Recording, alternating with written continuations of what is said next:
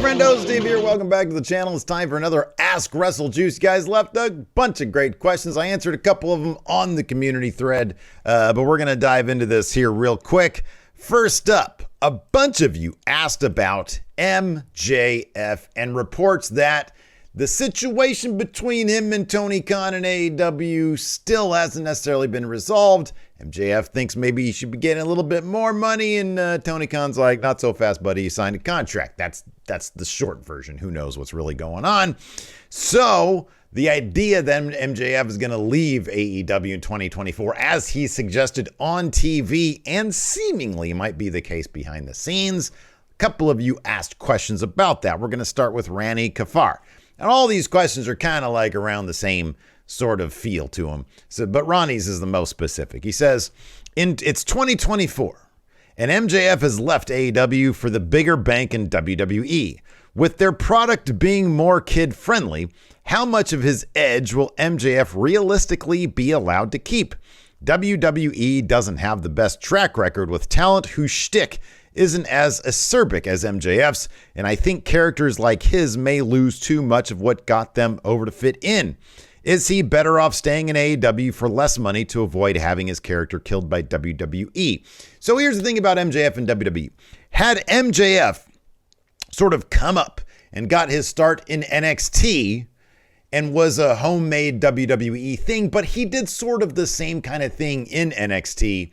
When being considered for main roster, guess what? He would be a manager because he's a bit on the shorter side compared to what WWE does. And even though he's a great, it's no different than Adam Cole.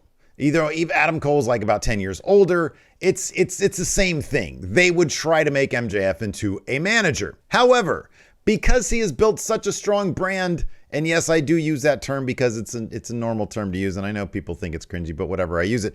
Because he has built himself so much in AEW, and WWE loves the idea of taking people from AEW. See Cody Rhodes. WWE would not do that. They're not going to do that to MJF if he comes over to WWE. He will probably have the second most complex contract in history if he does decide to go from AEW to WWE. He'll be a featured player. And here's the thing about MJF.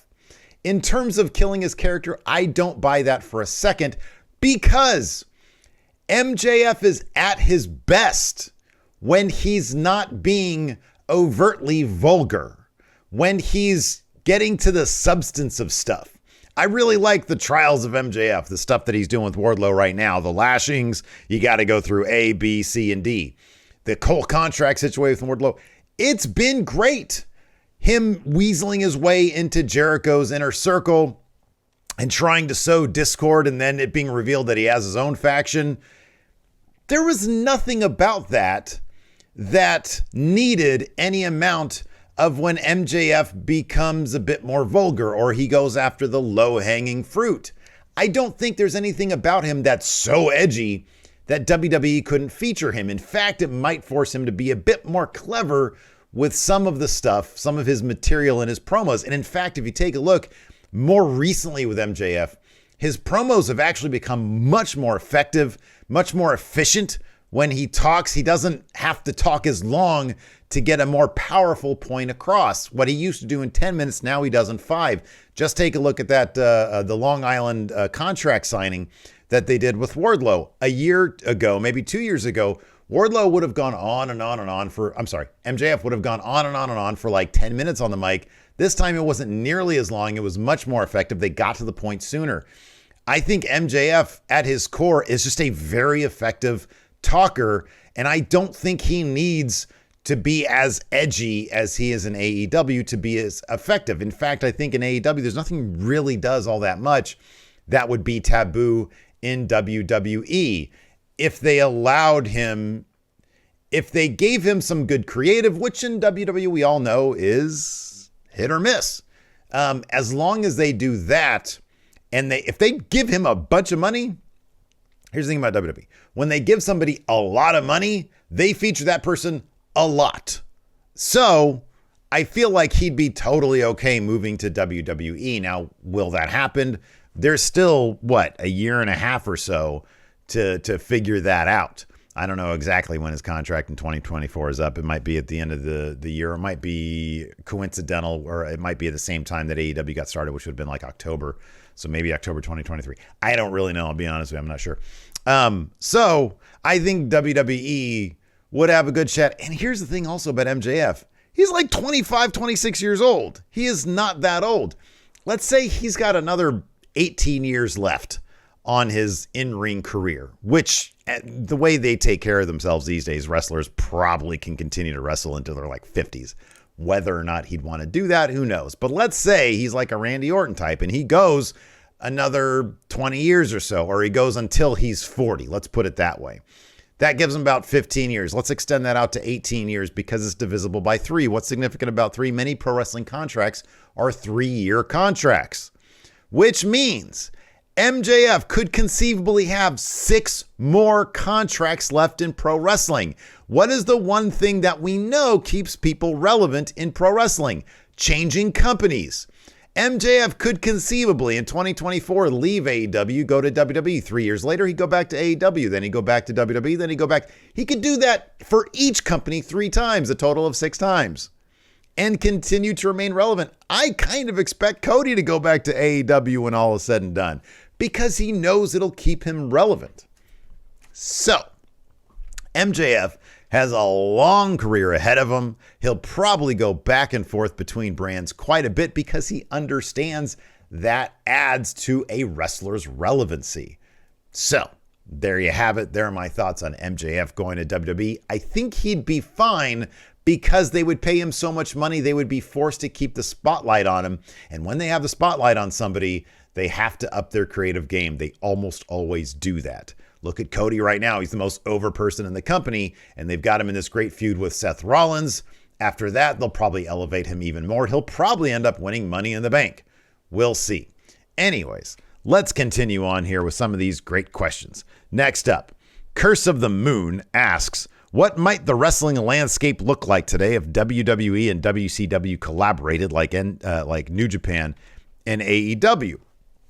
Well, I think it's interesting to me that the goal of both companies seemingly was like to put the other company out of business, or at least to compete with the other company. If WCW just sort of said, you know what?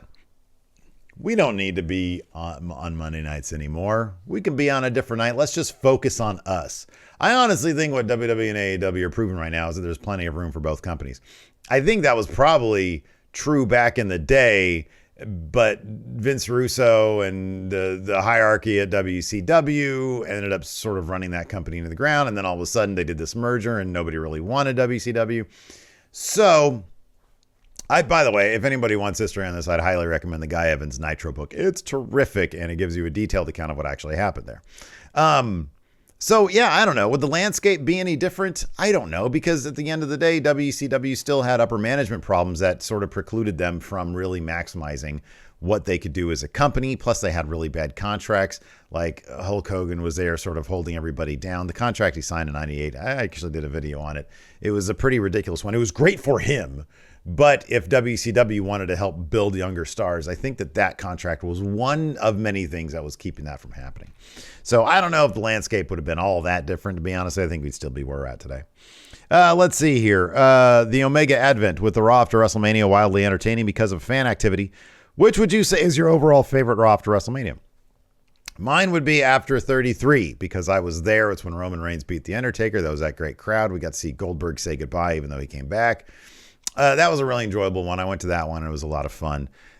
So yeah, it's that one. I know there's also some like 2013, I think was a really good one. That might have been the one where Dolph Ziggler cashed in. I forget. Mr. Montana, how big do you really think video games are in bringing in lapsed or casual fans back to a certain wrestling product, whether it be AEW or WWE? So this is a great question.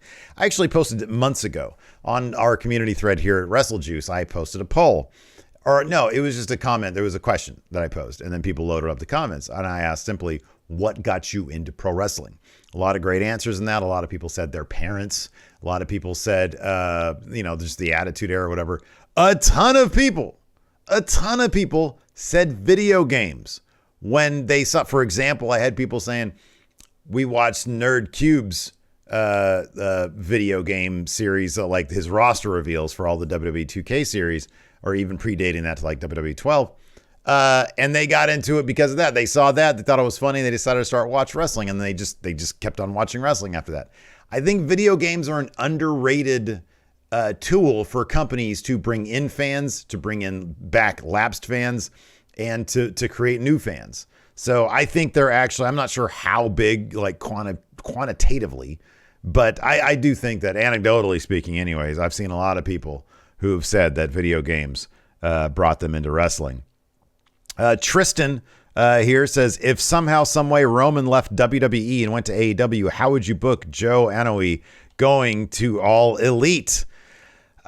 You'd have to make it like the biggest deal possible. Like, wait until you do an AEW stadium show and then sort of bring them out there on the biggest possible stage. Sort of AEW needs to have their own WrestleMania in a stadium.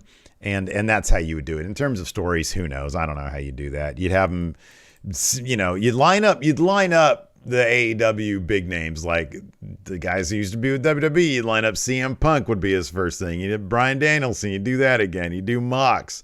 You'd do Jericho. You'd bring out the big names, and then you move them on to guys like Hangman and so on and so forth. He also says, do you think Blackpool Combat Club joined Eddie Santana and Ortiz so Regal can announce Blood and Guts? Blood and Guts for Double or Nothing. I think that might be entirely possible. Plus, that's a good feud right there. Deep Voice Dude asks, more likely to happen, AEW and WWE have a crossover pay-per-view, or DC and Marvel have a crossover movie? That second one I think is possible just by virtue of the DC property. There's been rumors going around that, like, I don't know, Warner Brothers or Discovery Warner, whatever they are now, would consider divesting themselves of the DC universe if the price was right. So if Disney were to pick up DC, then an amalgam crossover movie is possible. AEW will never have a crossover pay-per-view. That's not going to happen. That will never happen. WWE will not lower themselves to co-promoting with another brand. Not going to happen. That's how they see it. That's not how I see it. I tell you, I'd bet dollar over dollar.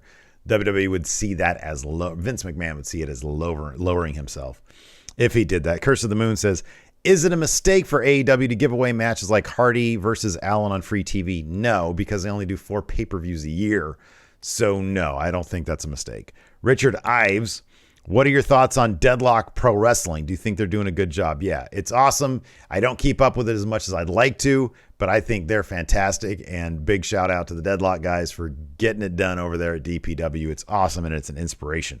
Goncalo Martin says, do you think MJF will let his contract expire? Oh, so Goncalo also had a question about MJF. He asked, do I think he will let his contract expire? I don't know. Honestly, have no idea. No clue. Probably.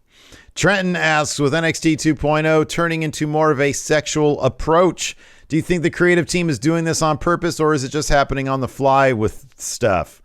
Or is it just our delusional, deprived minds messing up? No, man. No. Look, the NXT is intentionally the horniest show on TV. Absolutely. It is 100,000% they are doing this on purpose. They're trying to get that youth demo. They're trying to use sex to sell stuff. And it's actually pretty damn entertaining, to be honest with you. They are so overt about it. And it makes it fun. And it makes it funny. Because sex and humor work really, really well together. So, yeah, I actually have been enjoying NXT 2.0. I like that they're leaning into that aspect of it. It makes it pretty entertaining. Braden says, do you think it'd be a smart long-term decision for Punk to beat Hangman? No, I think they're lining up a bunch of big names to fight Hangman, and Hangman's going to beat them all before MJF takes that title off of him. MJF's going to lose to Wardlow at this pay-per-view. He's going to go on a rampage and it all out. MJF's going to win that title. Arsenal Sergeant says, NXT UK is the only thing keeping me from canceling my Peacock subscription. Any news to come out about changes or cancellations coming to the UK brand? No, nobody said anything about that. I would imagine, I suspect, that whatever the length of the BT Sport contract is with WWE, NXT UK is safe. I do not know how long that contract is. I do not know when it ends. From what I understand, I've heard certain people in the Going In Raw comments thread say that the UK labor laws are a bit different, so they wouldn't be able to do mass releases like that. I don't know if that's true or false. It sounds like it's something that could be true.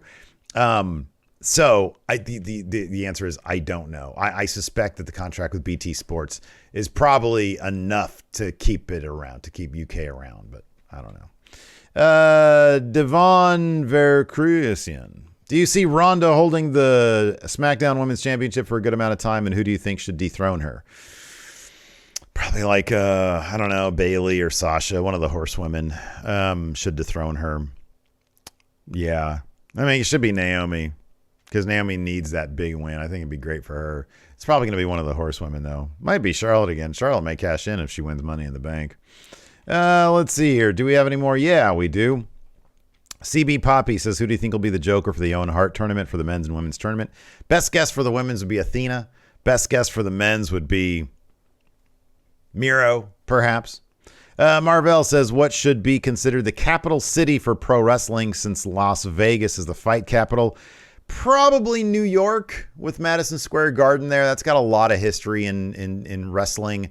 Maybe Chicago. That's a great wrestling town. Or maybe Philadelphia.